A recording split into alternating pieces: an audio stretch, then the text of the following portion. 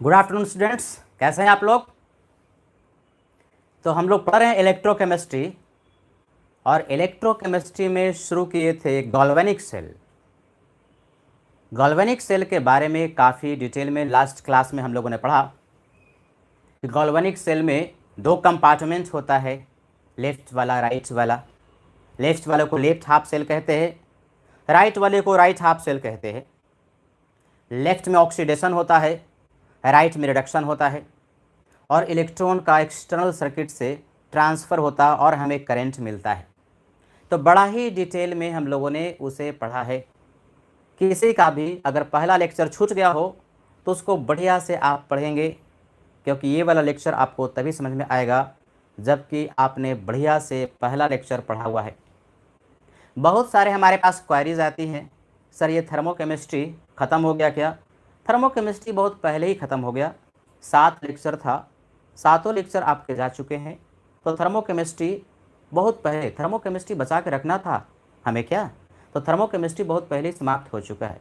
अब ये मत पूछ देना कि लिक्विड सोल्यूशन ख़त्म हुआ कि नहीं, है कि नहीं। तो लिक्विड सोल्यूशन भी ख़त्म हो गया। ये इलेक्ट्रोकेमिस्ट्री है, तो इलेक्ट्रोकेमिस्ट्री का एक लेक्चर हुआ है, ये दूसरा लेक्चर है और हम लोग पढ़ रहे हैं गैल्वेनिक सेल। तो गैल्वेनिक सेल को रिप्रेजेंट कैसे करते हैं, आज हम लोग पढ़ेंगे कि गैल्वेनिक सेल है तो उसको पेपर पर किस तरह से रिप्रेजेंट करते हैं। क्योंकि क्वेश्चन में गैल्वेनिक सेल बड़ा बड़ा डायग्राम बना करके आपको नहीं देगा, बल्कि पेपर पर रिप्रेजेंट करके देगा। तो किस तरह से गैल्वेनिक सेल को रिप्रेजेंट किया जाता है, या गैल्वेनिक सेल को रिप्रेजेंट यदि पेपर पर किया हुआ है तो किस तरह से उसको हम लोग पढ़ें, ये बढ़िया से आना चाहिए। देखो भाई, कभी भी गैल्वेनिक सेल को रिप्रेजेंट किया जाता है, आराम से पढ़ेंगे, धीरे धीरे पढ़ेंगे, कॉन्सेप्ट बिल्कुल क्लियर रखेंगे। तो गैल्वेनिक सेल में लेफ्ट में लेफ्ट हाफ सेल होता है, लेफ्ट हाफ सेल, और राइट में दो बड़ी सी लकीर होती है, राइट में राइट हाफ सेल होता है।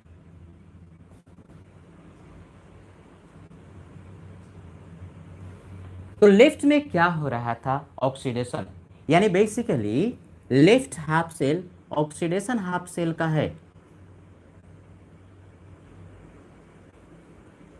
और राइट हाफ सेल में क्या हो रहा था, रिडक्शन हो रहा था। यानी right half cell reduction half cell है, यानी जो रिडक्शन होगा वो आप राइट में रखेंगे और बीच में इस तरह से दो लकीर खींचेंगे बड़ा बड़ा, दोनों को सेपरेट करने के लिए। देखोगे फॉर एग्जांपल लास्ट क्लास में हम लोगों ने पढ़ा था डैनियल सेल, है कि नहीं। डैनियल सेल जो है गैल्वेनिक सेल, जिसको वोल्टाइक सेल भी कहते हैं, गैल्वेनिक सेल का हो वोल्टाइक सेल का हो, दोनों में कोई फर्क नहीं है। और उसी गैल्वेनिक सेल का एक एग्जाम्पल है डैनियल सेल, जो कि लास्ट क्लास में हम लोगों ने काफ़ी डिटेल में पढ़ा। तो इस डैनियल सेल को रिप्रेजेंट करके पेपर पर हम लोग सीखेंगे कि गैल्वेनिक सेल को किस तरह से रिप्रेजेंट करते हैं। तो याद होगा कि लेफ्ट हाफ सेल में ऑक्सीडेशन हो रहा था, किसका, जिंक का ऑक्सीडेशन हो रहा था। तो देखो लेफ्ट हाफ सेल में जिंक था, सॉलिड जिंक का रॉड इलेक्ट्रोड पड़ा हुआ था और इसका ऑक्सीडेशन हो रहा था Zn+2 में, Zn+2 सॉल्यूशन में जा रहा था, यानी Zn+2 एक्वस। और फिर ये दो बड़ी लकीर, और उसके बाद राइट हाफ सेल में क्या हो रहा था, रिडक्शन हो रहा था, किस आयन का, कॉपर आयन का। Cu+2 दो इलेक्ट्रॉन को गेन करके कॉपर में रिड्यूस हो रहा था, यानी राइट में रिडक्शन, Cu+2 एक्वस। इस तरह से रखेंगे। ये एक्वस क्या, ये फेज लिख रहे हैं, लिक्विड सोल्यूशन फेज है, लिक्विड सोल्यूशन फेज है, और ये सॉलिड फेज है। किस में रिड्यूस हो रहा था, कॉपर सॉलिड में रिड्यूस हो रहा था। पहले देखोगे, समझोगे बढ़िया से, ये ऑक्सीडेशन, ये रिडक्शन। लेफ्ट हाफ सेल में हमेशा ही ऑक्सीडेशन, राइट हाफ सेल में हमेशा ही रिडक्शन। जनरली रखते इस तरह से है कि लगे कि ऑक्सीडेशन हो रहा यहां पर, तो Zn पर ऑक्सीडेशन स्टेट 0, यहाँ +2। तो देख करके बताओ कि ऑक्सीडेशन स्टेट घट गया कि बढ़ गया, बढ़ गया, बढ़ गया। इसका अर्थ है कि ऑक्सीडेशन हो रहा। लिखने का तरीका जनरली ऐसा होता है पुट करने का कि लगे कि वो प्रोसेस हो रहा है।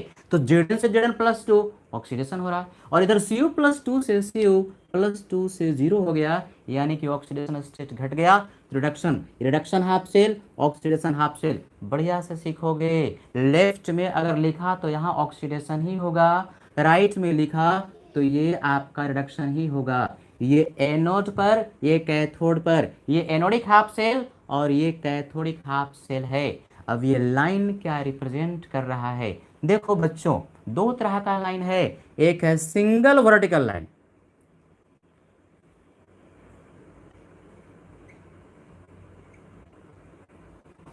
Single vertical line. ये क्या रिप्रेजेंट करता है? Represents contact between two different phase.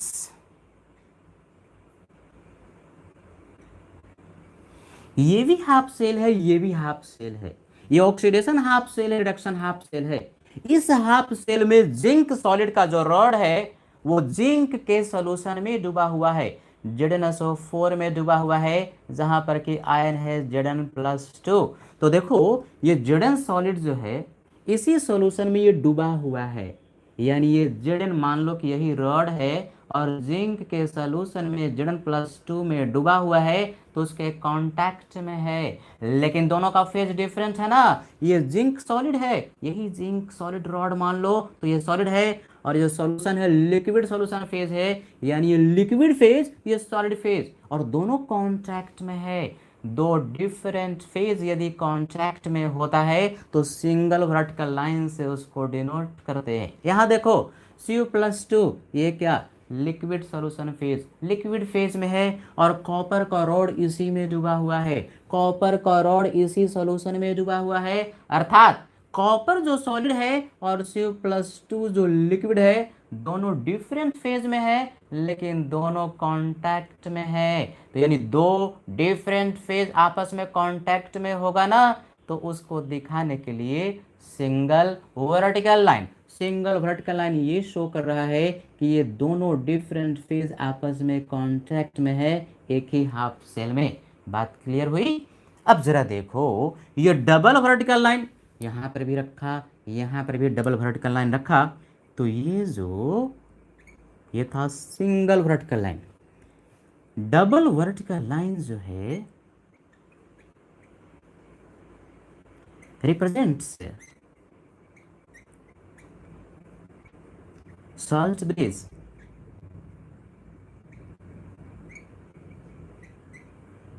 Salt bridge के बारे में हम लोगों ने लास्ट क्लास में डिटेल में पढ़ा था। Salt bridge internally galvanic cell के लेफ्ट हाफ सेल और राइट हाफ सेल को कनेक्ट करता है। सॉल्ट ब्रिज में एक strong electrolyte semi solid phase में होता है और वहां से इलेक्ट्रोलाइट फ्लो करता है, सर्किट को पूरा करता है। सॉल्ट ब्रिज दोनों हाफ सेल को सेपरेट करता है, तो उसको दिखाने के लिए डबल वर्टिकल लाइन, ये डबल वर्टिकल लाइन मतलब सॉल्ट ब्रिज है।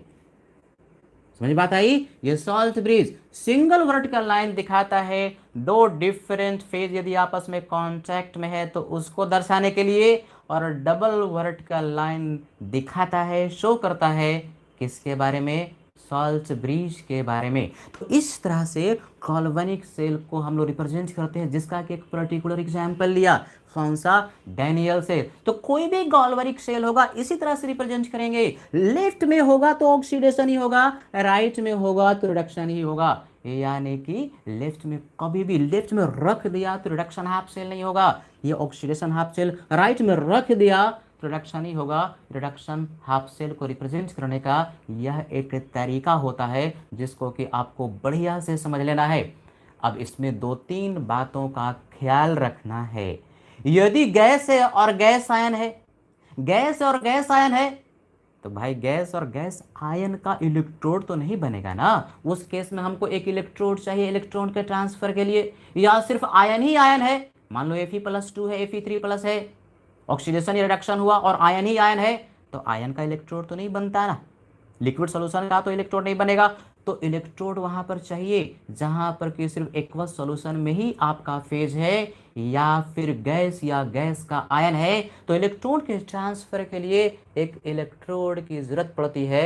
तो कैसे इस्तेमाल करेंगे, कैसे लगाते हैं, पहले इसका स्क्रीनशॉट लो, नोट करो, और फिर इसके आगे पढ़ते हैं गैस गैस आयन के लिए और आयन आयन के लिए किस तरह से रिप्रेजेंट करते हैं। नोट कीजिए, इसको स्क्रीनशॉट लीजिए।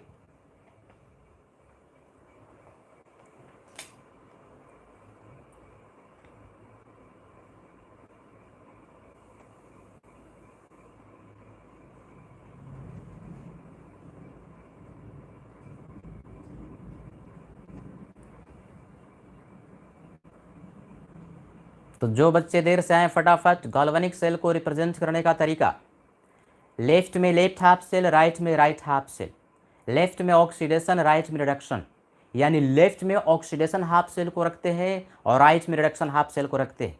फॉर एग्जांपल डैनियल सेल से हम लोगों ने समझा, लेफ्ट में ऑक्सीडेशन हो रहा किसका, जिंक का, Zn से Zn+2 में गया, ये ऑक्सीडेशन हुआ। राइट में रिडक्शन हुआ किसका, Cu+2 से Cu का। लगना भी ऐसे चाहिए कि देख के लगे कि ऑक्सीडेशन हाफ सेल है तो ऑक्सीडेशन ही हो रहा, रिडक्शन हाफ सेल है रिडक्शन ही हो रहा। तो देखो भाई, Zn से Zn+2 में गया तो दिख रहा है कि ऑक्सीडेशन स्टेट बढ़ गया तो ऑक्सीडेशन हुआ, Cu+2 से Cu में गया तो दिख रहा है कि ऑक्सीडेशन स्टेट घट गया तो रिडक्शन ही हुआ। सिंगल वर्टिकल लाइन रिप्रेजेंट करते हैं दो डिफरेंट फेज यदि आपस में कांटेक्ट में है उसको दर्शाने के लिए। डबल वर्टिकल लाइन रिप्रेजेंट करते हैं सॉल्ट ब्रिज को, यानी सॉल्ट ब्रिज को दर्शाने के लिए डबल वर्टिकल लाइन से रिप्रेजेंट करते हैं। तब देखोगे भाई, यदि गैस गैस आयन है या फिर आयन ही सिर्फ पड़ा हुआ है किसी एक हाफ सेल में, हाफ सेल समझ में आता है ना, दो हाफ सेल है, एक बायां वाला एक दायां वाला, लेफ्ट में सिर्फ ऑक्सीडेशन हो रहा, राइट में सिर्फ रिडक्शन हो रहा, और दोनों को मिला करके कंप्लीट सेल रिएक्शन मिलता है। यानी कंप्लीट सेल रिएक्शन में अब इलेक्ट्रॉन का ट्रांसफर होता है। हाफ सेल में सिर्फ एक ही चीज होगा, या तो ऑक्सीडेशन होगा या तो रिडक्शन होगा। अब बढ़िया से समझोगे, थोड़ा सा कॉन्सेप्चुअल है, बहुत बच्चे इसमें एरर करते हैं। क्या भाई, in case of gas gas ion,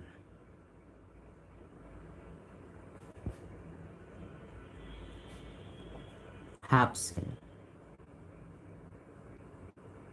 and ion ion half cell. Ion ion का मतलब सिर्फ आयन ही पड़ा है, एक रिड्यूस्ड स्टेट में और एक ऑक्सीडाइज्ड स्टेट में half cell. We use an inert electrode, generally platinum, generally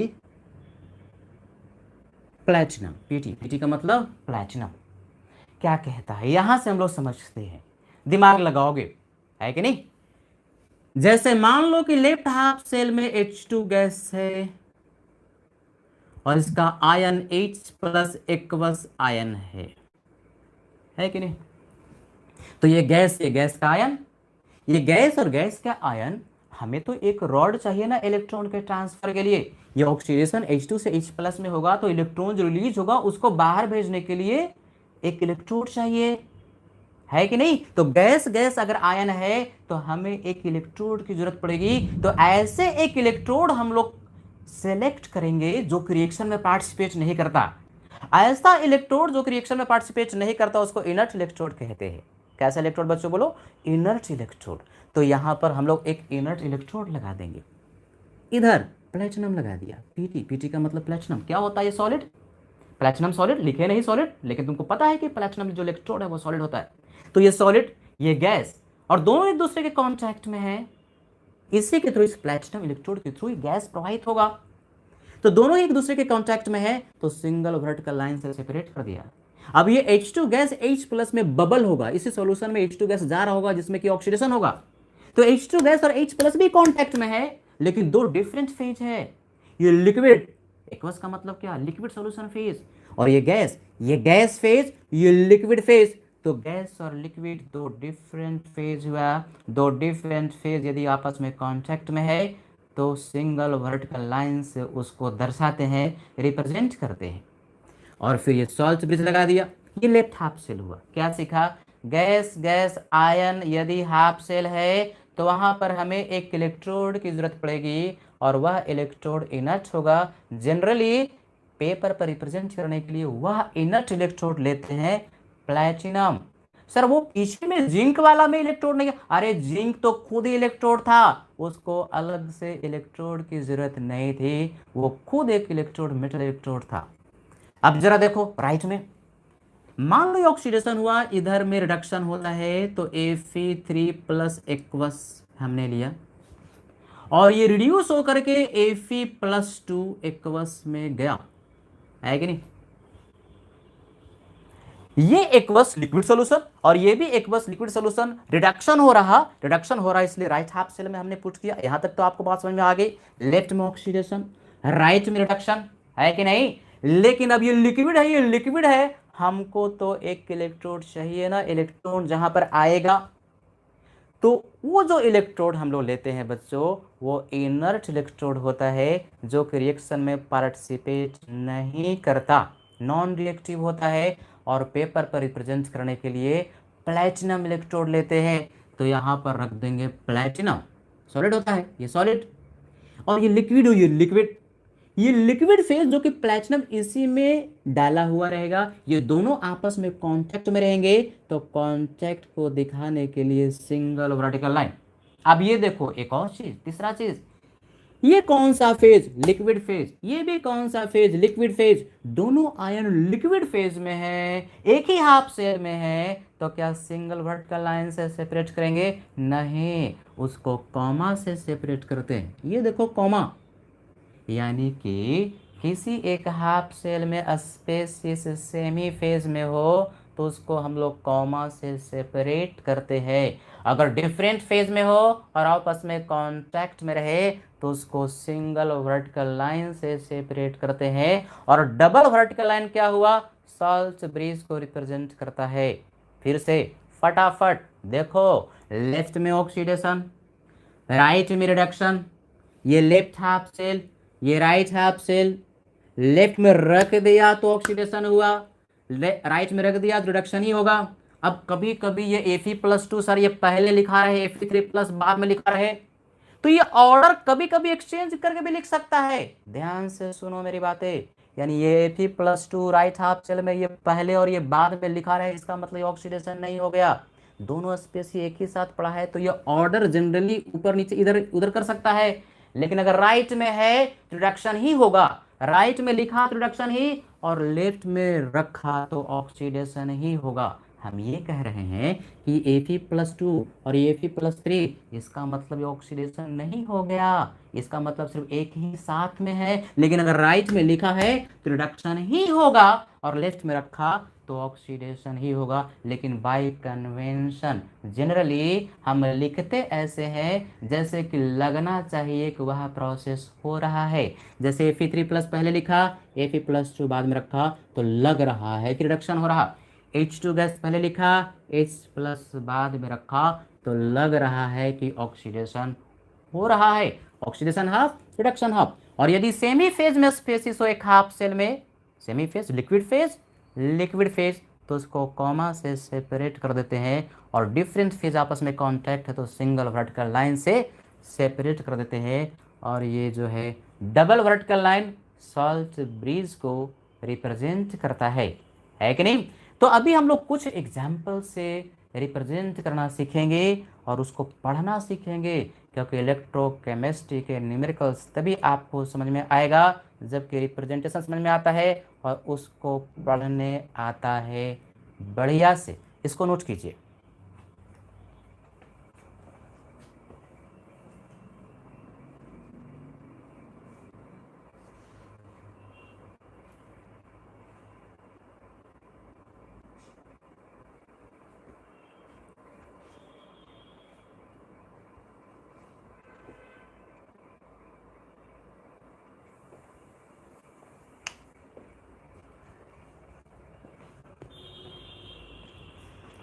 अब कुछ एग्जाम्पल से हम लोग समझते हैं कि अगर रिएक्शन के फॉर्म में दिया हुआ है कोई रिडॉक्स रिएक्शन गैल्वेनिक सेल का, तो उसको पेपर पर किस तरह से रिप्रेजेंट करेंगे।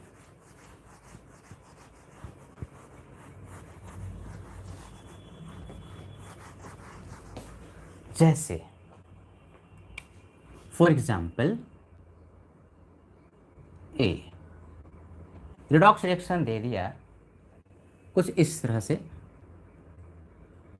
H2 गैस से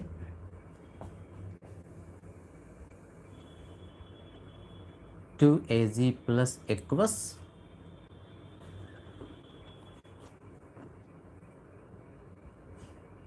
to H plus aqueous plus two Ag solid, है ना। ये complete redox reaction, complete cell reaction galvanic cell का दिया हुआ है। तो गैल्वेनिक सेल के रूप में इसको हमको पेपर पर रिप्रेजेंट करना है। किस तरह से रिप्रेजेंट करेंगे बच्चों, ध्यान से देखोगे तो देखोगे किसका ऑक्सीडेशन हो रहा है और किसका रिडक्शन हो रहा है। H2 गैस से H प्लस तक गए तो बताओ ऑक्सीडेशन स्टेट घट गया कि बढ़ गया। ऑक्सीडेशन स्टेट बढ़ गया, 0 से +1 हो गया, अर्थात इन दोनों को हम लोग ऑक्सीडेशन हाफ सेल में रखेंगे। ऑक्सीडेशन हुआ, H2 का ऑक्सीडेशन हुआ, और इस Ag प्लस को देखो +1 से इसका ऑक्सीडेशन स्टेट घट करके 0 हो गया, यानी क्या हुआ, रिडक्शन हुआ। रिडक्शन किधर, राइट हाफ सेल में, ऑक्सीडेशन किधर, लेफ्ट हाफ सेल में। यानी कि अगर आपको लिखना हो oxidation half cell, reduction half cell, तो ध्यान से देखोगे कि दोनों हाफ सेल रिएक्शन क्या हो रहे हैं, A फॉर एनोड और C फॉर कैथोड।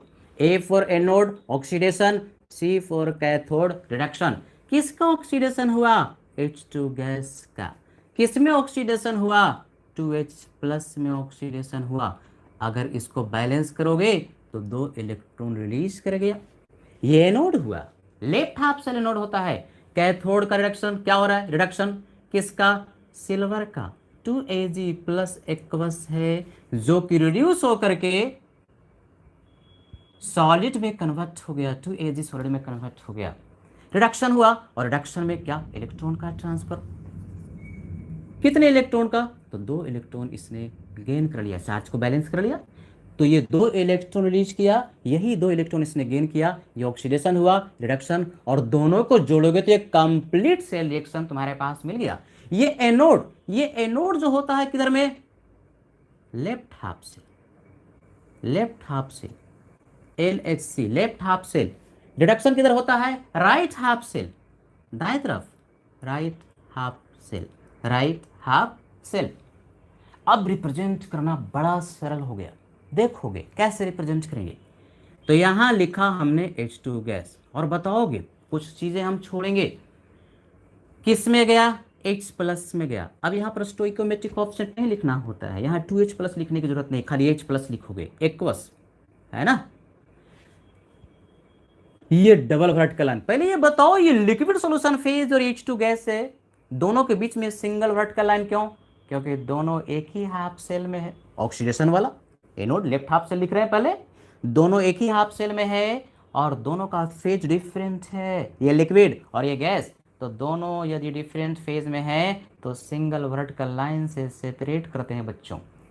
राइट में जरा ये देखो क्या है, ये क्या है, सॉल्ट ब्रिज है। राइट में क्या हो रहा है, राइट में रिडक्शन, राइट हाफ सेल, ये सारे स्पेसेस जाएंगे, इलेक्ट्रॉन को नहीं लिखते, इलेक्ट्रॉन को ट्रांसफर होता है, ये गैल्वेनिक सेल में इलेक्ट्रॉन को रिप्रेजेंट नहीं किया जाता। अब ये Ag प्लस है, ये Ag प्लस रख दिया, क्या है भाई, एक्वस, स्टोइकोमेट्रिक ऑप्शन नहीं लिखते, और इसका रिडक्शन किस में हो गया, Ag सॉलिड में।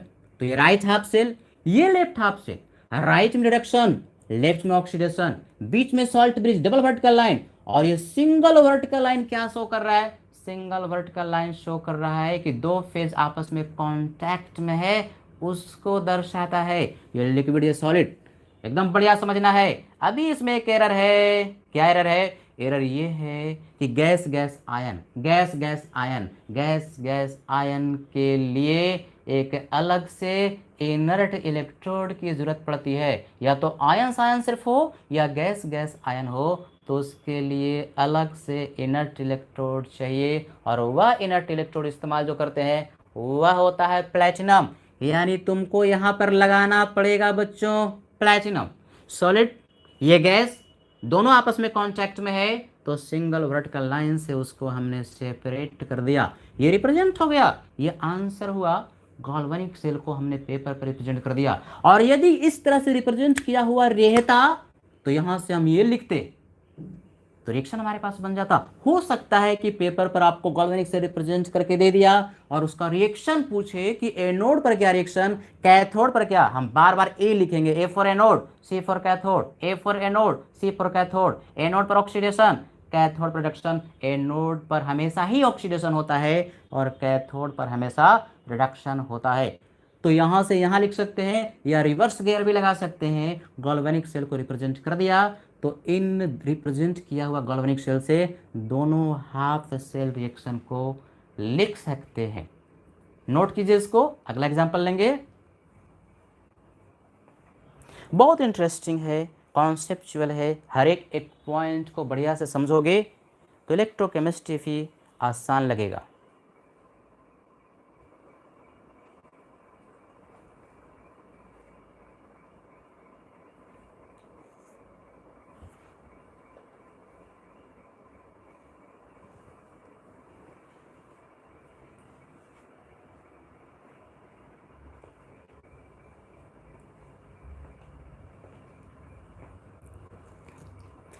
हम लोगों ने जो नया चैनल लॉन्च किया है, ध्यान से सुनोगे, लीजेंड वाला, केमिस्ट्री बाय लीजेंड्स, जिसमें कि हम लोग 3 लोग हैं।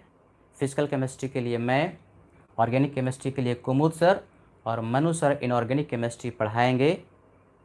उसमें जो क्रैश कोर्स है वो अभी से जाना शुरू हो गया है टारगेट के बच्चों के लिए, जो कि जेईई मेन और नीट का एग्ज़ाम देने वाले हैं। क्रैश कोर्स मैं वहीं पर अपलोड कर रहा हूँ, अभी आयोनिक इक्विलिब्रियम का किया था, तो आप वहाँ से जा करके क्रैश कोर्स पढ़ सकते हैं। बेसिकली उसमें जो क्लास शुरू होगा ऑनलाइन वो 30 अप्रैल से शुरू होगा, सॉरी 30 जुलाई से शुरू होगा, अप्रैल नहीं, 30 जुलाई से शुरू होगा।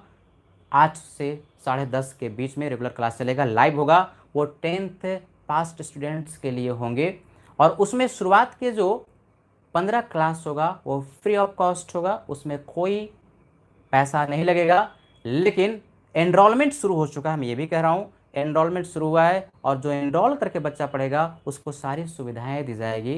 यानी बेसिकली उनको डीपीपी सीट प्रोवाइड किया गया जाएगा, डॉट जितने भी है वो क्लियर किया जाएगा। किसके माध्यम से? बहुत सारे एप्लीकेशन है, जूम के माध्यम से, जियो मीट के माध्यम से, व्हाट्सएप के माध्यम से, एट्सेट्रा। तो देखो भाई, कुछ लोगों ने क्या किया कि कुछ पता नहीं हमारा स्टूडेंट है या बाहर का बच्चा है, हमको नहीं पता, केमिस्ट्री बाय लीजेंड का एक डुप्लीकेट चैनल बना लिया और हमारे कुछ वीडियो उसमें रिकॉर्ड कर करके डाल दिए। उस डुप्लीकेसी से बचना है ना। उसको तो मैंने थोड़ा सा लिखा भी उसको। ये इन्फ्रिंजमेंट का और कॉपीराइट का एक बहुत बड़ा इश्यू होता है, ये क्रिमिनल ऑफेंस है। यूट्यूब पर भी आप किसी के कंटेंट को कॉपी करके या किसी के जो लोगो है उसको कॉपी करके या किसी के चैनल को लोगो को कॉपी करके डुप्लीकेट चैनल नहीं बना सकते। ये क्रिमिनल ऑफेंस है और इसमें आपको परेशानी हो सकती है। तो जो भी बच्चा है या जो भी जिसको उसको मैं बता देना चाह रहा हूँ, ये क्रिमिनल ऑफेंस है, इसको ना करें। मेहनत करो, मेहनत से आगे बढ़ो यार। दिन रात हम लोग मेहनत करते हैं तब जाकर कुछ होता है। मेहनत का कोई सब्स्टिट्यूट नहीं है। There is no shortcut. Shortcut में अगर पड़े तो बहुत भारी कीमत चुकानी पड़ती है। तो उसके पीछे अगर हमारे स्टूडेंट्स हैं तो भाई अब हमारा स्टूडेंट ऐसा ना करो भैया, है कि नहीं। तो ध्यान रखोगे, डुप्लीकेसी से बचोगे। और जिसमें 952 या 954 सब्सक्राइबर उसमें हो चुके हैं, उसको आप जा करके सब्सक्राइब करेंगे, देख लोगे, दिमाग लगाओगे। बहुत डुप्लीकेसी दुनिया में आ गई है, जल्दी से पैसा कमाने के चक्कर में बहुत डुप्लीकेसी करते हैं, बहुत गलत काम करते हैं। उन कामों से बचना है कि नहीं। चलो भाई वापस आते हैं।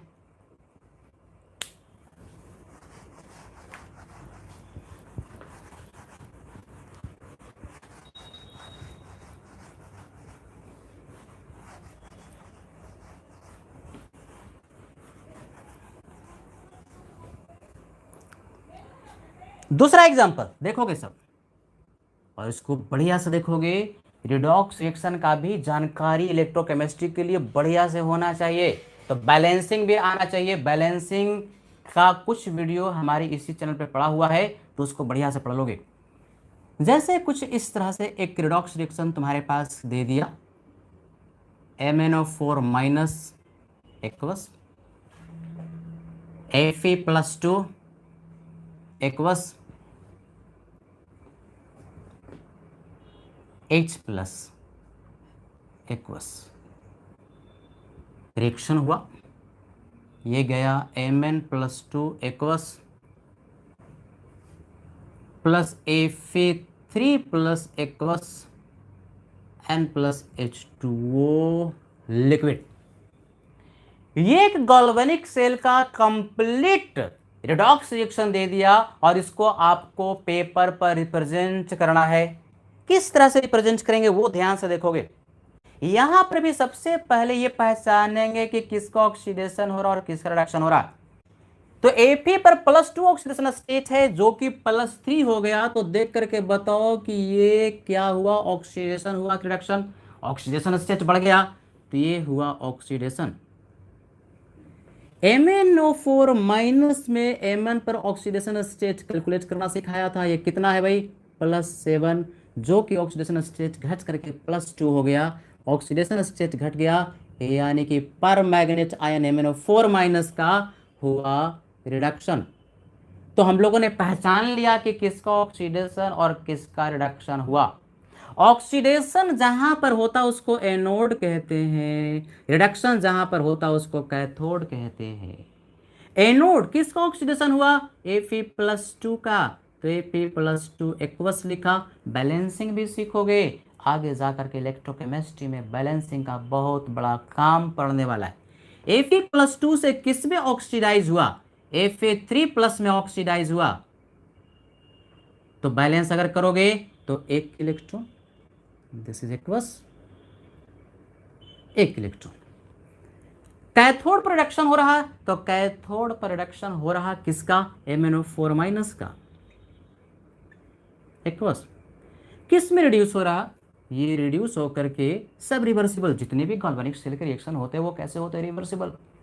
MnO4 माइनस से किस में गया? Mn+2 में ये गया है। और ये H+ बता रहा है कि ये मीडियम एसिडिक है, यानी एसिडिक मीडियम वाला MnO4 है।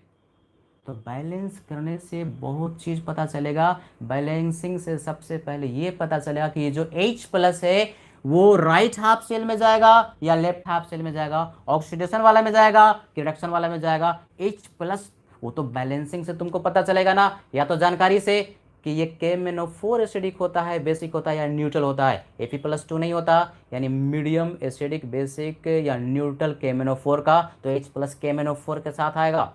और यदि नहीं जानकारी तो बैलेंस करके देखेंगे। MnO4 माइनस Mn+2 में गया, पहले Mn को बैलेंस करेंगे तो ऑलरेडी बैलेंस है, फिर ऑक्सीजन को बैलेंस करेंगे वाटर के मॉलिक्यूल से। बैलेंसिंग कैसे करते हैं इसके लिए डिटेल में जाकर के हमने समझाया है। Balancing of redox reaction channel पे पड़ा हुआ है, जाके वहां पर आप देख सकते हो। तो ऑक्सीजन को बैलेंस करने के लिए वाटर, कितना वाटर का मॉलिक्यूल? 4H2O लिक्विड रख दिया, ऑक्सीजन का एटम बैलेंस हो गया। उसके बाद एसिडिक मीडियम में हाइड्रोजन को बैलेंस करते हैं H+ आयन से। तो कितना H+? 4 दूना 8, 8 H+ इधर में हमने रख दिया, एक बस है कि नहीं? तो जितने भी एटम है वो बैलेंस हो गया। लास्ट में चार्ज को बैलेंस करते हैं इलेक्ट्रॉन के हेल्प से। तो चार्ज काउंट करो, एक निगेटिव 8 पॉजिटिव, तो 8 पॉजिटिव में से एक निगेटिव गया तो 7 पॉजिटिव, इधर 2 पॉजिटिव, इधर 7 पॉजिटिव, इधर 2 पॉजिटिव, इधर 7 पॉजिटिव, यानी बेसिकली इधर भी 2 पॉजिटिव हो। इसके लिए हमको इलेक्ट्रॉन ऐड करना पड़ेगा, कितना? 5 इलेक्ट्रॉन। तो 5 इलेक्ट्रॉन 5 पॉजिटिव को खा जाएगा। तो तुम्हारे पास 7 पॉजिटिव थे तो 2 ही पॉजिटिव बचा। तो देखो, ऑक्सीडेशन में इलेक्ट्रॉन रिलीज हुआ, रिडक्शन में इलेक्ट्रॉन गेन हुआ। तो इलेक्ट्रॉन सर ये डिफरेंट है, वो एक इलेक्ट्रॉन ये 5। तो सिखाया था कि इलेक्ट्रॉन का ट्रांसफर जितना ऑक्सीडेशन में होगा उतना ही रिडक्शन में होगा। तो अगर इसको कंप्लीट सेल रिएक्शन के रूप में आपको बैलेंस करना है तो इस पूरे रिएक्शन को गुना करना पड़ेगा 5 से, यानी इलेक्ट्रॉन का ट्रांसफर बराबर करना पड़ता है। इलेक्ट्रॉन का ट्रांसफर बराबर करना पड़ेगा। अगर बराबर नहीं है तो एक रिएक्शन को सुटेबल इंटीजर से कुछ इस तरह से मल्टीप्लाई कर दो कि दूसरे रिएक्शन के इलेक्ट्रॉन के ट्रांसफर के बराबर हो जाए, ताकि ऐड करने पर जो कंप्लीट सेल रिएक्शन मिले उसमें इलेक्ट्रॉन कैंसिल आउट हो जाए। तो दोनों को जोड़ेंगे। देखो रिप्रेजेंट करना यहां से डायरेक्ट कर सकते थे, लेकिन हम इसी में बहुत सारा चीज आपको सिखा रहे हैं कि बैलेंसिंग कैसे करते हैं, क्योंकि बैलेंस करने आएगा तभी तुम्हारा स्टोइकियोमेट्रिक कोएफिशिएंट मिलेगा और इलेक्ट्रोकेमिस्ट्री के न्यूमेरिकल सॉल्व होंगे। इसको अगर बैलेंस करोगे तो ये हो गया 5Fe+2 एक्वस,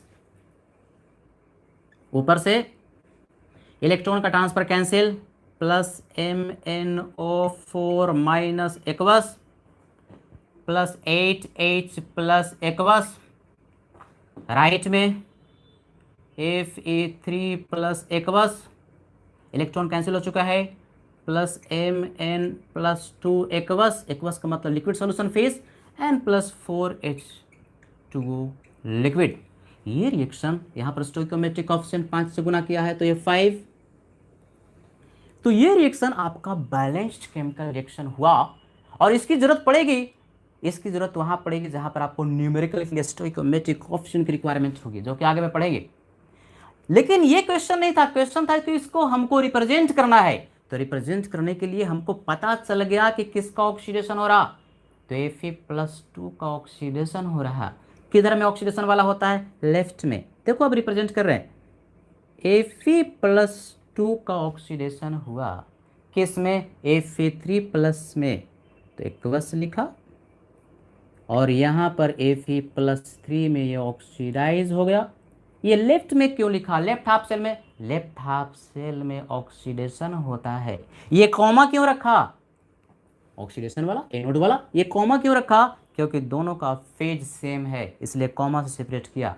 ये क्या रखा, double vertical line salt bridge, तो ये ऑक्सीडेशन हाफ हो गया एनोड वाला, और ये कैथोड वाला, तो कैथोड वाला जितना भी स्पेसिस है राइट हाफ सेल जो कि कैथोड पर है, जितना भी स्पेसिस राइट में सबको रख दो। किसको पहले रखे, ऑर्डर इंपॉर्टेंट नहीं है, लेकिन जनरली पहले उसको रखेंगे जो कि ऑक्सीडाइज्ड फॉर्म में है, और फिर रिड्यूस्ड फॉर्म में उसको रखेंगे। एक्वस किसमें रिडक्शन हुआ, Mn+2 में हुआ, सारे स्पेसिस को रखने हैं। तो MnO4 माइनस यहाँ से भी देख सकते हो, MnO4 माइनस रिडक्शन हुआ Mn+2 में। कहाँ पर, कैथोड में, राइट हाफ सेल में सब रख रहे हैं। ये कॉमा से क्यों सेपरेट किया, कॉमा से सेपरेट इसलिए किया क्योंकि दोनों का फिजिकल स्टेट सेम है, फेज सेम है, दोनों लिक्विड है और आपस में कांटेक्ट में है, एक ही हाफ सेल में है। और क्या है, H+ भी है, कैथोड राइट हाफ सेल में H+ भी है, MnO4 माइनस भी है, तो यहाँ H+ भी आएगा, है ना। देखो शुरुआत में देखने से यहाँ पर हमको नहीं पता चला कि लेफ्ट में H+ रखना है कि राइट में, लेकिन रिएक्शन को बैलेंस करते हुए पता चल गया कि ये कैथोड वाला MnO4 माइनस से Mn+2 में जो रिडक्शन हो रहा है वहां पर H+ है, यानी राइट में H+ है। एक बस अब बताओ कॉमा कॉमा क्यों, क्योंकि तीनों ही लिक्विड सॉल्यूशन फेज में है, लिक्विड लिक्विड लिक्विड, और तीनों आपस में कांटेक्ट में है। तो अगर सेमी फेज में हो, एक ही हाफ सेल में हो, तो उसको कॉमा से सेपरेट कर देते हैं। अभी इसमें एरर है बच्चों, सारा रिप्रेजेंट कर दिया, अभी दो चीज नहीं है। मैं पूछूंगा ये H2O लिक्विड सर कहीं नजर नहीं आ रहा, H2O लिक्विड इसमें आपने कहीं रखा।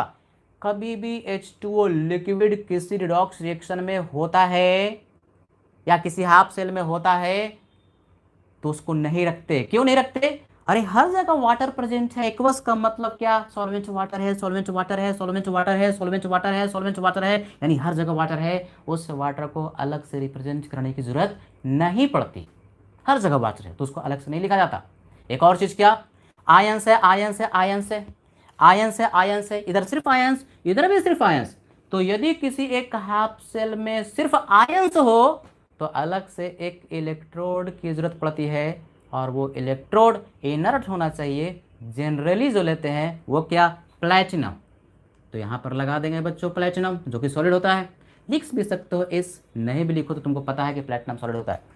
इधर भी आयन आयन, एक इलेक्ट्रोड लगेगा, इनर्ट इलेक्ट्रोड, जनरली प्लैटिनम हम लोग इस्तेमाल करते हैं। तो ये आपका गैल्वेनिक सेल के फॉर्म में रिप्रेजेंट हो गया। हो सकता है कि आपके पास ये गैल्वेनिक सेल दे दे और उसको रिएक्शन के फॉर्म में लिखना हो, तो Fe+2 से Fe3+ ऑक्सीडेशन हाफ ऐसे रखोगे, MnO4- से Mn+2 रिडक्शन हाफ ऐसे रखोगे, बैलेंस कर दोगे दोनों को, कंप्लीट करके दोनों को इलेक्ट्रॉन के ट्रांसफर बराबर करके जोड़ दोगे, ये कंप्लीट सेल रिएक्शन मिल जाएगा। तो दोनों तरफ से होना चाहिए। रिएक्शन दिया तो गैल्वेनिक सेल रिप्रेजेंट करने आना चाहिए, या गैल्वेनिक सेल दिया तो रिएक्शन भी लिखने आना चाहिए, तभी न्यूमेरिकल आपसे होगा। इसको नोट करो, जल्दी से इसको हम लोग समराइज करते हैं कि किस तरह से इसको हम लोग रिप्रेजेंट करते हैं। स्क्रीनशॉट लीजिए।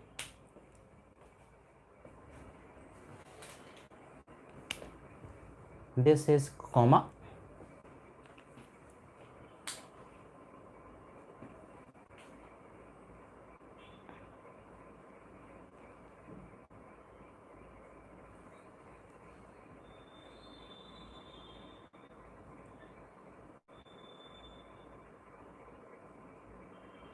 तो क्या सीखा? कोई एक रिडॉक्स रिएक्शन दे दे तो पहले पहचानो कि किसका ऑक्सीडेशन हुआ, किसका रिडक्शन। ऑक्सीडेशन वाला जितना भी स्पेसिस है उसको बाएं तरफ रखो, रिडक्शन वाला जितना भी स्पेसिस है उसको दाएं तरफ रखो। यदि एक ही हाफ सेल में दो स्पेसिस आपस में कांटेक्ट में है और फेज अलग है, तो उसको सिंगल वर्टिकल लाइन से सेपरेट करो। सॉल्ट ब्रिज को डबल वर्टिकल लाइन से रिप्रेजेंट करो। और यदि स्पेसिस एक ही हाफ सेल में सेमी फेज में है तो उनको आपस में कॉमा से सेपरेट कर दो। तो इस तरह से आपका रिप्रेजेंट हो जाता है। लेफ्ट में अगर रखा तो ऑक्सीडेशन ही होगा, राइट में रखा तो रिडक्शन ही होगा। ऑर्डर महत्वपूर्ण नहीं है। अगर ये Mn+2 पहले रखा होता, MnO4- बाद में रखा होता, तो इसका अर्थ नहीं कि यहाँ ऑक्सीडेशन हो गया। इसका अर्थ अभी भी कि राइट में रखा है रिडक्शन ही होगा, लेफ्ट में रखा है तो ऑक्सीडेशन ही होगा। लेकिन साधारणतः रखते ऐसे हैं जिससे लगे कि ऑक्सीडेशन वाला में ऑक्सीडेशन हो रहा है, जिससे लगे कि रिडक्शन वाला में रिडक्शन हो रहा है। तो इट्स वेरी इंटरेस्टिंग। सी का मतलब कैथोड, ए का मतलब एनोड। तो ये बेसिक ऑफ गैल्वेनिक सेल हम लोगों ने पढ़ा।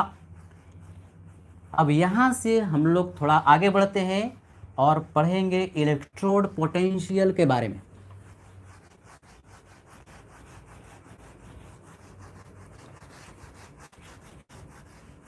अब ये जो रिप्रेजेंटेशन है थ्रू आउट, जब तक इलेक्ट्रोकेमिस्ट्री पे गैल्वेनिक सेल पढ़ते रहेंगे तब तक ये आता रहेगा।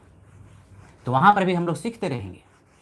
ये एक कंटिन्यूअस प्रोसेस होगा, रिएक्शन से गैल्वेनिक सेल को रिप्रेजेंट करना या गैल्वेनिक सेल से रिएक्शन को लिखना।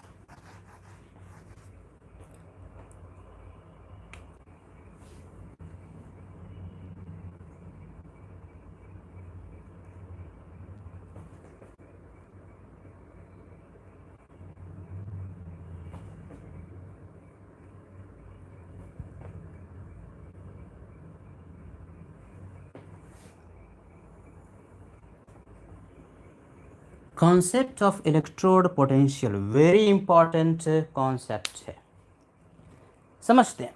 पहले समझो, कोई भी एक इलेक्ट्रोड जो कि मेटल या नॉन मेटल का रॉड या स्ट्रिप होता है, किसी एक इलेक्ट्रोलाइटिक सॉल्यूशन में डुबोते हैं। कोई भी एक इलेक्ट्रोड को एक इलेक्ट्रोलाइटिक सॉल्यूशन में डुबोते हैं। मान लो कि हमारे पास ये एक इलेक्ट्रोलाइटिक सॉल्यूशन है और इसमें एक इलेक्ट्रोड को हमने डुबो दिया, तो इस इलेक्ट्रोड की एक नेचुरल टेंडेंसी होगी कि वह इलेक्ट्रॉन या तो लूज करेगा या तो सॉल्यूशन से इलेक्ट्रॉन को गेन करेगा। यानी किसी एक इलेक्ट्रोड को एक इलेक्ट्रोलाइटिक सॉल्यूशन में डुबोते हैं तो इलेक्ट्रोड की नेचुरल टेंडेंसी होती है कि वह या तो इलेक्ट्रॉन को लूज करेगा या तो इलेक्ट्रॉन को गेन करेगा। अब ये इलेक्ट्रॉन को लूज या गेन किया, उससे सॉल्यूशन और इलेक्ट्रोड के बीच में एक पोटेंशियल डिफरेंस क्रिएट होगा। उस पोटेंशियल डिफरेंस को हम लोग इलेक्ट्रोड पोटेंशियल कहते हैं। यदि इलेक्ट्रॉन को लूज किया तो ऑक्सीडेशन होगा, और इलेक्ट्रॉन को गेन किया तो रिडक्शन होगा।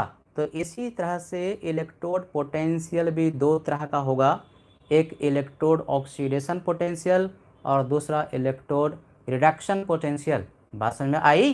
क्या कहा? कोई एक इलेक्ट्रोड इलेक्ट्रोलाइटिक सॉल्यूशन में डुबोते हैं तो एक इलेक्ट्रोड की नेचुरल टेंडेंसी होती है कि वह या तो इलेक्ट्रॉन को लूज करेगा या गेन करेगा।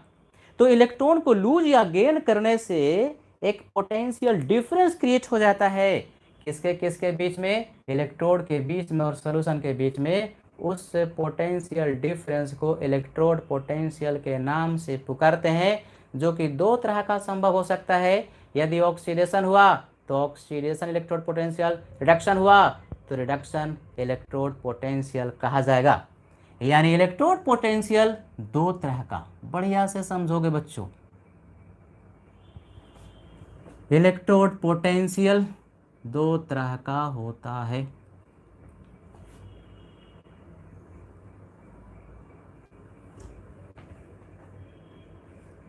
एक को कहते हैं oxidation electrode potential,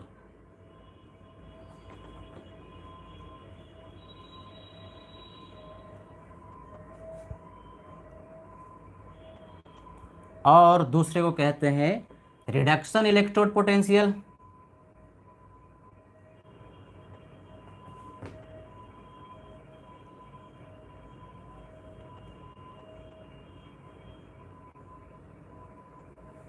reduction electrode potential, ये ऑक्सीडेशन इलेक्ट्रोड पोटेंशियल एकदम नाम में उसका अर्थ छुपा हुआ है।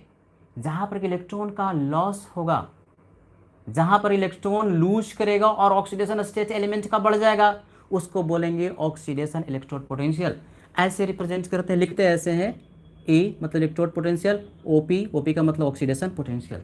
इसको लिखेंगे ई का मतलब इलेक्ट्रोड, आरपी, आरपी का मतलब रिडक्शन पोटेंशियल, यानी कि इलेक्ट्रोड रिडक्शन पोटेंशियल, ये electrode oxidation potential. For example देखोगे सब ध्यान से, रिप्रेजेंट कैसे करते हैं यही तो समझना है। जैसे जेडन था और जेडन से जेडन प्लस 2 में गया तो क्या हुआ? ऑक्सीडेशन हुआ। जेडन से जेडन प्लस 2 में गया तो ऑक्सीडेशन हुआ, और हमको रिप्रेजेंट करना है तो ऐसे रिप्रेजेंट करेंगे, ई लिख दिया इलेक्ट्रोड पोटेंशियल, और जेडन लिखा और जेडन से जेडन प्लस 2 ऐसे कर दिया।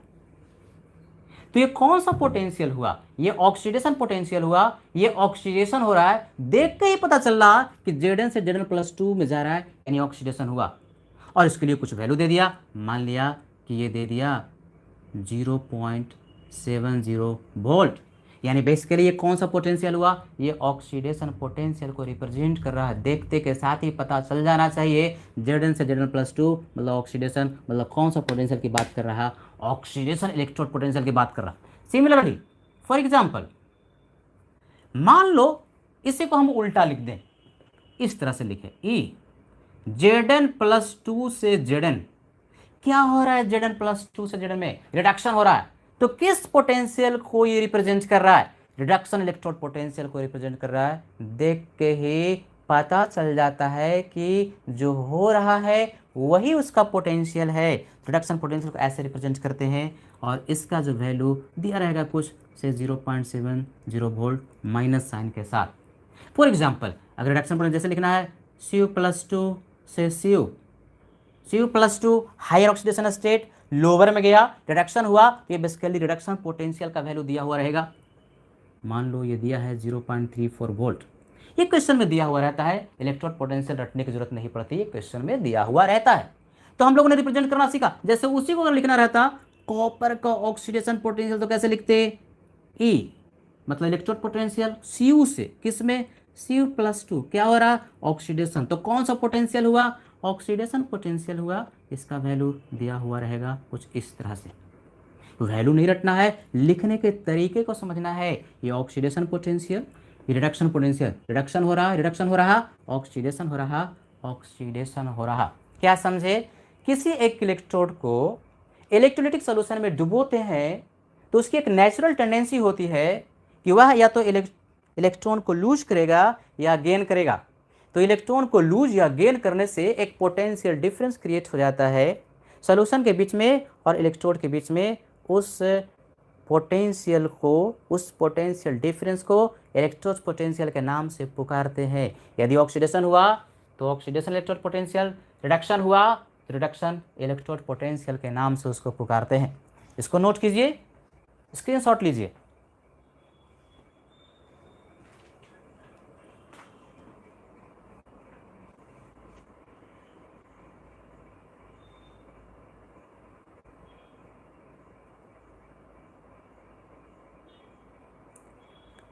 तो यदि कंडीशन स्टैंडर्ड है, स्टैंडर्ड कंडीशन बहुत बार सिखाया, थर्मोडायनेमिक्स में सिखाया, थर्मोकेमिस्ट्री में सिखाया, स्टैंडर्ड कंडीशन बार बार आता है।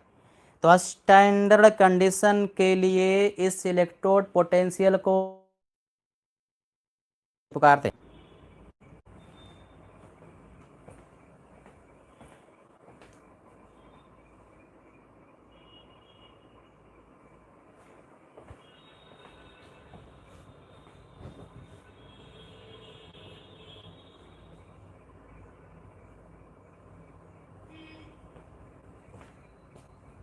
चल रहा है, मुझे लगा कि रुक गया, आ रहा है।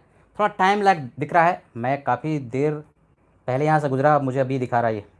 चलो चल रहा है, कोई दिक्कत नहीं है। थोड़ा ट्रांसपोर्टेशन लैग है, मैं यहाँ पर बोल रहा हूँ, आपको लगता है कि वो 30 सेकेंड बाद सुनाई पड़ रहा होगा। इन स्टैंडर्ड कंडीशन, जब भी स्टैंडर्ड कंडीशन की बात करते हैं तो देखो भैया, ये सब एकदम बढ़िया से पता होना चाहिए। टेम्परेचर जो होता है ना, टेम्परेचर कुछ भी हो सकता है, एनी टेम्परेचर, एनी, लेकिन यूजुअली मतलब साधारणता अगर नहीं दिया गया तो 25 डिग्री सेल्सियस। स्टैंडर्ड कंडीशन का मतलब टेम्परेचर, दिया हुआ टेम्परेचर, लेकिन अगर नहीं दिया तो कितना लेते हो, 25 डिग्री सेल्सियस, यानी 1 बार होता है, 1 बार प्रेशर 1 बार। स्टैंडर्ड कंडीशन का मतलब एग्जैक्टली प्रेशर 1 बार, जो कि अप्रॉक्सीमेटली 1 एटमॉस्फेयर के बराबर भी कभी कभी ले लेते हैं। अप्रॉक्सीमेटली 1 बार और 1 एटमॉस्फेयर बहुत आसपास वैल्यू होता है। तो जब ये कंडीशन हो कि टेम्परेचर कुछ दिया हुआ, नहीं दिया तो 25 डिग्री सेल्सियस, और प्रेशर 1 बार है, तो उस कंडीशन को स्टैंडर्ड कंडीशन कहते हैं। और उस स्टैंडर्ड कंडीशन में इलेक्ट्रोड पोटेंशियल को स्टैंडर्ड इलेक्ट्रोड पोटेंशियल के नाम से पुकारते हैं। देखोगे सब ध्यान से, स्टैंडर्ड इलेक्ट्रोड पोटेंशियल का मतलब इलेक्ट्रोड पोटेंशियल का वैल्यू स्टैंडर्ड कंडीशन में। स्टैंडर्ड कंडीशन का मतलब प्रेशर 1 बार, अप्रॉक्सीमेटली 1 एटमॉस्फेयर, टेम्परेचर दिया हुआ, नहीं दिया तो 25 डिग्री सेल्सियस। तो उस पोटेंशियल को एसटीडी मतलब स्टैंडर्ड इलेक्ट्रोड पोटेंशियल के नाम से पुकारते हैं। ये बेसिक चीज़ें बढ़िया से समझना जरूरी है।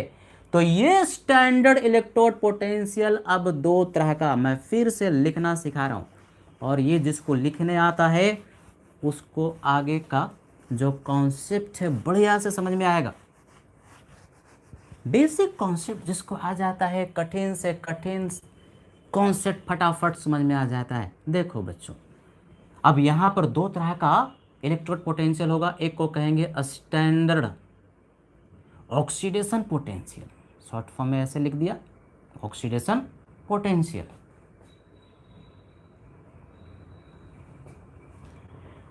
और इसको लिख सकते हैं स्टैंडर्ड रिडक्शन पोटेंशियल।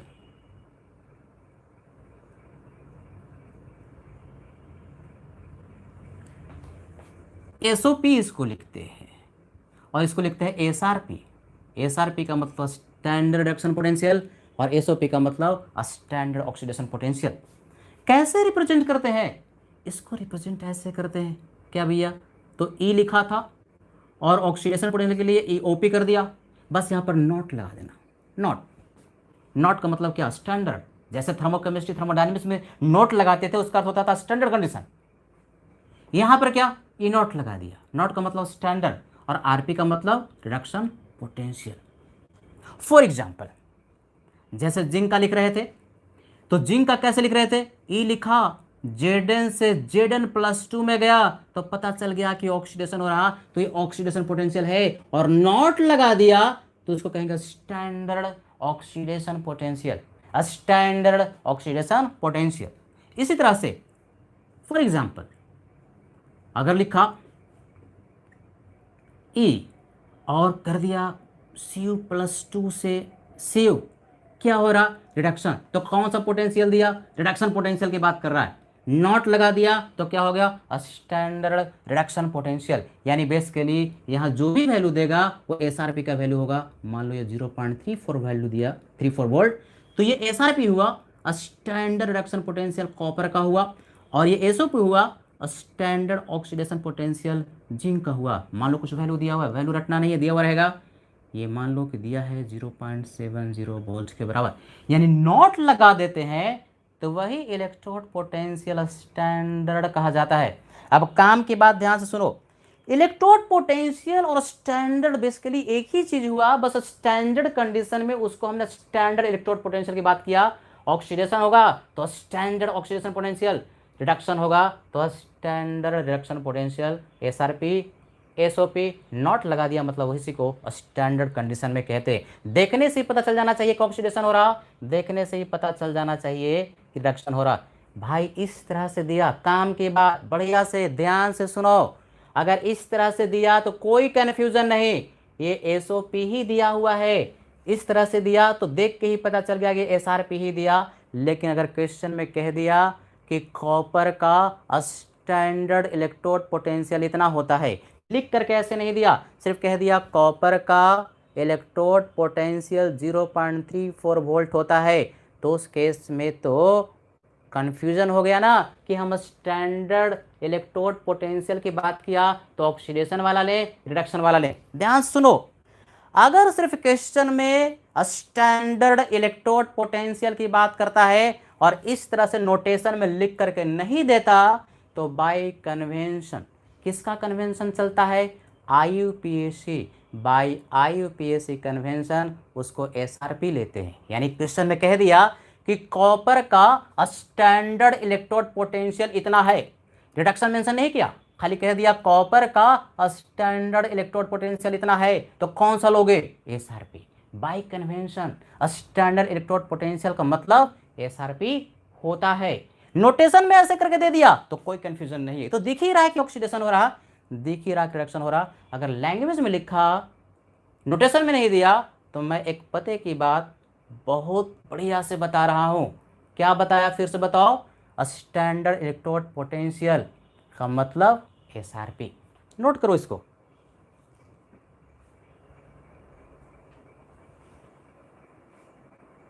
हर एक छोटी सी चीज को बढ़िया से याद रखना जरूरी है। हर एक लाइन बहुत इंपॉर्टेंट है। एक लाइन भी आपने मिस किया तो न्यूमेरिकल को समझने में दिक्कत होगी।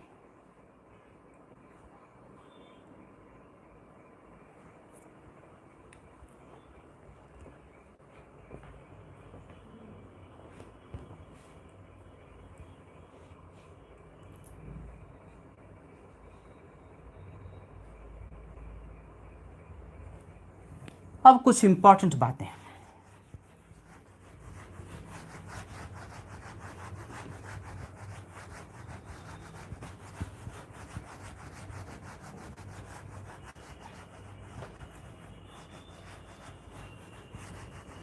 क्या याद रखना है? कुछ बातें याद रखना पड़ेगा।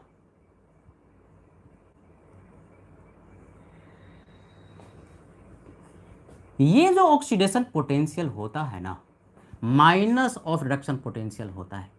यानी क्वेश्चन में आपको अगर रिडक्शन पोटेंशियल दिया और जरूरत ऑक्सीडेशन पोटेंशियल का है तो माइनस कर देना। स्टैंडर्ड कंडीशन में भी वही बात, E not oxidation potential equal to minus E not reduction potential, एक दूसरे का निगेटिव होता है।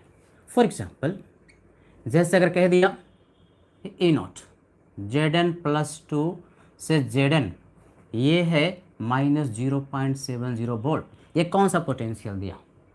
रिडक्शन पोटेंशियल दिया। और क्वेश्चन में पूछे कि इसका ऑक्सीडेशन पोटेंशियल भैया कितना होगा, क्या करोगे? इसी का माइनस कर दोगे। ये दिया रिडक्शन, हमें चाहिए ऑक्सीडेशन, इसी को माइनस कर दोगे तो माइनस 0.70 अर्थात 0.70 वोल्ट, एक दूसरे का निगेटिव होता है, ये आपको याद रखना है। किसी भी एक इलेक्ट्रोड का एग्जैक्ट पोटेंशियल हम कैलकुलेट नहीं कर सकते। मान लो कि कॉपर इलेक्ट्रोड है और इसका एग्जैक्ट कोई पोटेंशियल पूछे कि इसका इलेक्ट्रोड पोटेंशियल कितना होगा, तो एग्जैक्ट वैल्यू किसी भी इलेक्ट्रोड का हम कैलकुलेट नहीं कर सकते। एक रेफरेंस लेना पड़ता है, कोई एक इलेक्ट्रोड, और उसका इलेक्ट्रोड पोटेंशियल मान लेना पड़ता है कि ये है, कुछ आर्बिट्ररी कुछ वैल्यू को मान लिया और उसके रिस्पेक्ट में दूसरे का पोटेंशियल मेजर किया जाता है। ध्यान से सुनो क्या बताया, किसी भी एक इलेक्ट्रोड का एग्जैक्ट इलेक्ट्रोड पोटेंशियल हम कैलकुलेट नहीं कर सकते, उसके लिए एक रेफरेंस इलेक्ट्रोड लेना पड़ता है और उस रेफरेंस इलेक्ट्रोड का कुछ वैल्यू असाइन कर दिया जाता है और उसके रिस्पेक्ट में जो दूसरे इलेक्ट्रोड का पोटेंशियल होगा वही उस इलेक्ट्रोड का इलेक्ट्रोड पोटेंशियल कहलाता है। यानी बेसिकली यहां से एक महत्वपूर्ण कॉन्सेप्ट हम लोग सीखने वाले हैं और वो है रेफरेंस इलेक्ट्रोड का।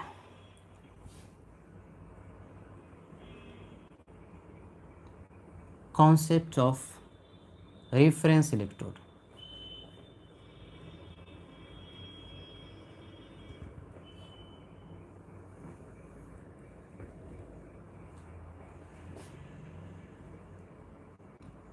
It is given some value of potential,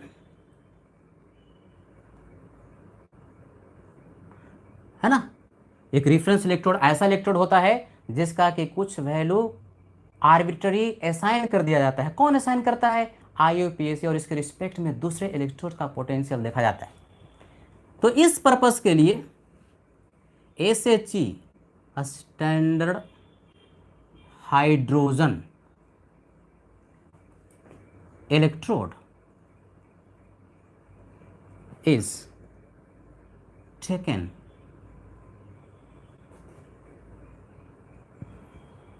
इसको शॉर्ट फॉर्म में लिखते हैं SHE standard hydrogen electrode is taken as reference electrode.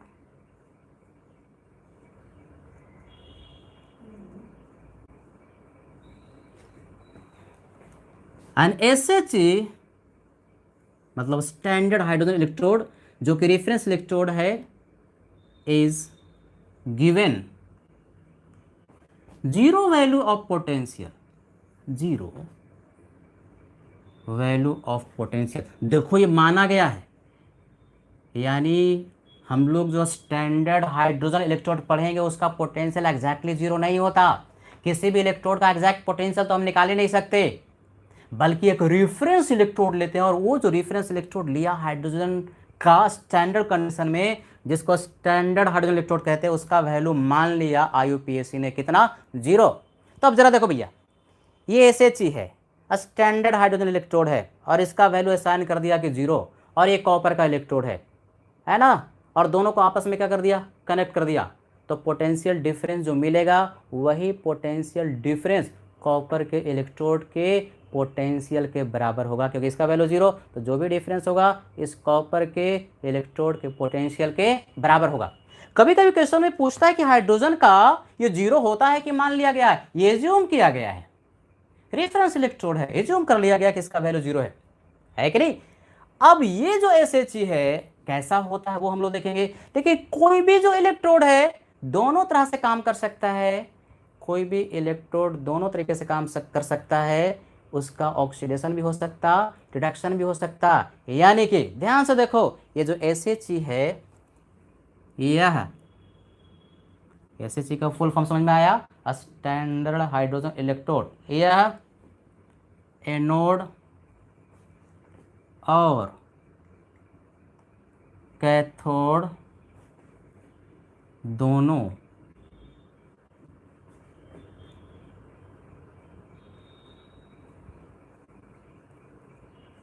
काम कर सकता है। यानी कि कोई भी इलेक्ट्रोड, ध्यान से सुनो, जैसे कॉपर है तो Cu से Cu+2 में गया तो ऑक्सीडेशन हुआ, एनोड हो गया भैया। और Cu+2 से Cu में गया, रिडक्शन हुआ, कैथोड हो गया। यानी कोई भी एक इलेक्ट्रोड दोनों तरीके से काम कर सकता है, डिपेंड करता है कि वहाँ पर हो क्या रहा है। यदि ऑक्सीडेशन होता है तो एनोड, रिडक्शन होता है तो कैथोड। तो इसी तरह से ये जो SHE है, स्टैंडर्ड हाइड्रोजन इलेक्ट्रोड, ये दोनों तरह से काम करता है। ये एनोड की तरह भी काम कर सकता है और कैथोड की तरह भी काम कर सकता है। यदि ये एनोड की तरह काम किया है ना, अब जरा देखो if it works as anode, anode की तरह काम करेगा तो ऑक्सीडेशन होगा ना, तो H2 गैस से कन्वर्जन हुआ 2H+ एक्वस में और 2 इलेक्ट्रॉन को रिलीज कर दिया। स्टैंडर्ड कंडीशन का मतलब मोलारिटी भी याद रखना है। स्टैंडर्ड कंडीशन का मतलब मोलारिटी, अगर एक्वस सॉल्यूशन है तो 1 मोलर होता है, और स्टैंडर्ड कंडीशन है तो प्रेशर एग्जैक्टली कितना, एक बार, जो कि बार बार करें अप्रॉक्सीमेटली 1 एटमॉस्फेयर भी ले लेते हैं। तो प्रेशर गैस के लिए प्रेशर एक बार, और यदि कॉन्सेंट्रेशन को एक्वस सॉल्यूशन का है तो उसका 1 मोलर क्या हो रहा है, ऑक्सीडेशन हो रहा है। तो ऑक्सीडेशन हो रहा तो यहाँ पर कैसे काम करेगा, एनोड की तरह काम करेगा। और इसका माना गया स्टैंडर्ड कंडीशन में ऑक्सीडेशन पोटेंशियल H2 से H+ में जाएगा तो 0 होगा, ये माना गया है। स्टैंडर्ड हाइड्रोजन इलेक्ट्रोड का इलेक्ट्रोड पोटेंशियल 0 रिप्रेजेंट ऐसे करेंगे, शॉर्ट फॉर्म H2 से H+, इलेक्ट्रोड पोटेंशियल कौन सा, SOP, standard oxidation potential of hydrogen equal to 0। यही यदि इफ इट का मतलब क्या, SHE standard hydrogen electrode works as cathode, बहुत बच्चा तो सुनता ही नहीं है, कुछ आता है कुछ जाता है, कंटिन्यूअस देखो तभी बात समझ में आती है। सर ये कभी एनोड कभी कैथोड लिख दिए, अरे अभी तो बताया कोई भी एक इलेक्ट्रोड दोनों तरीके से काम कर सकता है। यदि ऑक्सीडेशन हुआ तो एनोड की तरह, और यदि वहाँ पर रिडक्शन हुआ तो कैथोड की तरह। कोई भी एक इलेक्ट्रोड दोनों की तरह काम करेगा तो SHA भी एक इलेक्ट्रोड ही है, दोनों की तरह काम करेगा, एनोड की तरह भी और कैथोड की तरह भी। यदि कैथोड की तरह काम करेगा तो रिएक्शन उल्टा हो जाएगा, 2H+ एक्वस, ये 2 इलेक्ट्रॉन गेन करेगा और गेन करके H2 गैस में कन्वर्ट हो जाएगा। प्रेशर एक बार, अगर गैस है तो उसका प्रेशर एक बार स्टैंडर्ड कंडीशन के लिए, और अगर एक्वस सॉल्यूशन है तो उसका मोलारिटी वो 1 मोलर। H+ कहाँ से आएगा, स्ट्रॉन्ग एसिड से, मान लो HCl है, उसका मोलारिटी 1 मोलर है तो H+ का भी 1 मोलर होगा। और इसके लिए स्टैंडर्ड कंडीशन में रिडक्शन पोटेंशियल H+ से H2, देखो लिखने का तरीका भी सीखना है।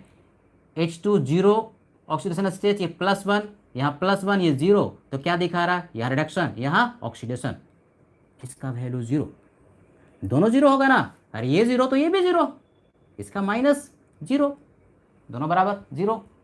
यानी बेसिकली हम लोगों ने सीखा कि किसी भी एक इलेक्ट्रोड का एग्जैक्ट इलेक्ट्रोड पोटेंशियल हम कैलकुलेट नहीं कर सकते, डिफरेंस कैलकुलेट हम लोग कर सकते हैं किसी एक इलेक्ट्रोड को रेफरेंस मान करके। यह एक रेफरेंस इलेक्ट्रोड है जिसका कि पोटेंशियल मान लिया जाए तो इसके रिस्पेक्ट में दूसरा का जो पोटेंशियल होगा वो कैलकुलेट कर सकते। तो इसके लिए रेफरेंस इलेक्ट्रोड क्या लिया, SHE, फुल फॉर्म बोलो, स्टैंडर्ड हाइड्रोजन इलेक्ट्रोड। क्या माना गया, इसका वैल्यू 0, एग्जैक्ट वैल्यू होता है कि माना गया है, माना गया है। किसने माना, IUPAC ने माना। क्या ये सिर्फ एनोड की तरह काम करेगा, नहीं, कोई भी इलेक्ट्रोड दोनों तरीके से काम कर सकता है, एनोड की तरह भी और कैथोड की तरह भी। एनोड की तरह काम करेगा तो ऑक्सीडेशन होगा, और यदि कैथोड की तरह काम करेगा तो रिडक्शन होगा। कुछ बच्चा पूछा सर ये जिंक का हमेशा ऑक्सीडेशन ही होगा, कॉपर का हमेशा रिडक्शन होगा, नहीं, ये थ्योरी हम बताएंगे कि किसका कब ऑक्सीडेशन होगा और रिडक्शन कब होगा। वो ऑक्सीडेशन पोटेंशियल और रिडक्शन पोटेंशियल पर डिपेंड करता है, जो कि आगे आने वाले क्लास में डिटेल में हम लोग पढ़ेंगे कि किसका ऑक्सीडेशन होता है और किसका रिडक्शन, किसके रिस्पेक्ट में कौन ऑक्सीडाइज करेगा और कौन रिड्यूस करेगा। इसकी एक बड़ी सी इंटरेस्टिंग ब्यूटीफुल थ्योरी है जो कि हम लोग आगे जा करके पढ़ेंगे, है कि नहीं। तो दोनों तरीके से काम कर सकता है, ऑक्सीडेशन रिडक्शन। लेकिन जब भी ऑक्सीडेशन रिडक्शन हुआ तो SRP का वैल्यू भी 0 और SOP का वैल्यू भी 0 माना गया है कि नहीं। नोट कीजिए इसको।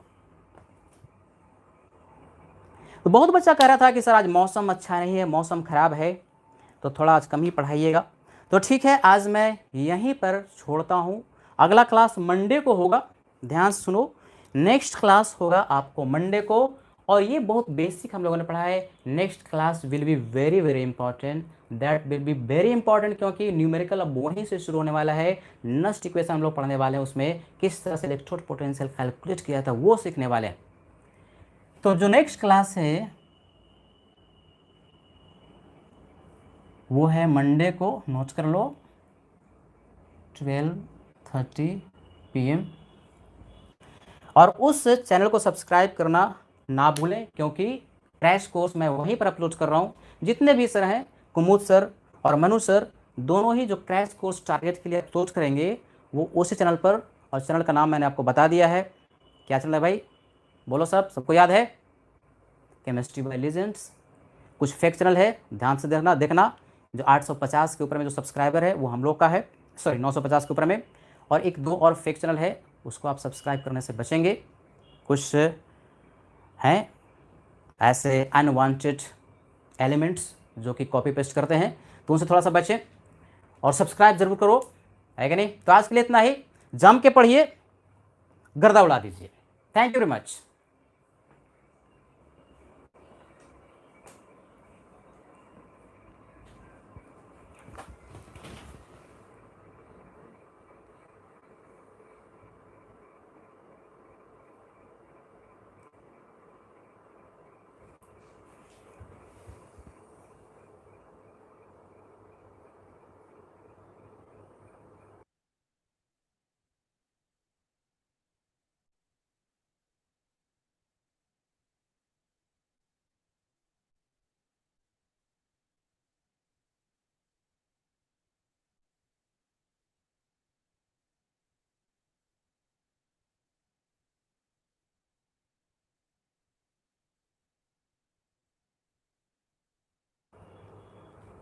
बारिश की वजह से बहुत बच्चे ने मुझे रिक्वेस्ट किया था कि ये रहने दीजिएगा, प्राइवेट नहीं कीजिएगा, तो मैं इसको प्राइवेट नहीं करूँगा, ये आज शाम तक रहेगा। प्राइवेट करने का पर्पज़ सिर्फ एक है कि आप हमारे साथ पढ़ें। जब साथ में पढ़ते हो, लगातार पढ़ते हो, ढंग से पढ़ते हो, बाद के लिए कोई चीज़ होती नहीं है, इसलिए मैं प्राइवेट कर दिया जाता हूँ। हमारा उद्देश्य आपको हेल्प करना, आपको पढ़ाना है, परेशान करना नहीं है। अरे हमें प्राइवेट करके क्या मिलेगा? हम सिर्फ चाहते हैं कि जितना रिस्पॉन्सिबल हम हैं उतना ही रिस्पॉन्सिबल आप भी बने। हाँ, अगर कोई मुश्किल कठिन परिस्थिति आती है, बारिश होती है, या आप किसी वजह से नहीं देख पाते, तो उसके लिए हम हमेशा ही अवेलेबल हैं। हम आपको आज ये हो सकता है कि कुछ बारिश की वजह से कुछ बच्चे गांव में भी रहते हैं, नहीं देख पाए होंगे, तो उनके लिए ये वीडियो शाम तक रहेगा। लेकिन आप प्रयास करें लाइव में ही देखें। लाइव में रहने से, देखने से क्लास वाली अनुभूति होती है और सीखते आप बढ़िया से हैं। ये हमारा पर्पस है, आपको सिखाना पर्पस है, परेशान करना पर्पस कभी हमारा नहीं हो सकता।